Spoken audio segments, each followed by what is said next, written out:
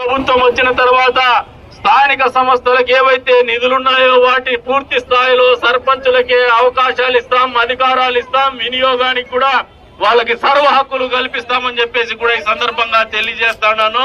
హక్కులు కల్పించే ముందు నిధులు కూడా వాళ్ళకి ఏర్పాటు చేసేటువంటి కార్యక్రమం పూర్తి చేస్తామని చెప్పేసి కూడా ఈ సందర్భంగా తెలియజేస్తున్నాను.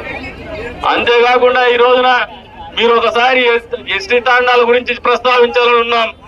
500 జనాభా ఉన్నటువంటి గిరిజన తాండాల్ని గ్రామ పంచాయతీలుగా చేసేటువంటి కార్యక్రమం తెలుగుదేశం ప్రభుత్వం తీసుకుంటుంది. ఖచ్చితంగా అమలు చేసి తీరుతాం.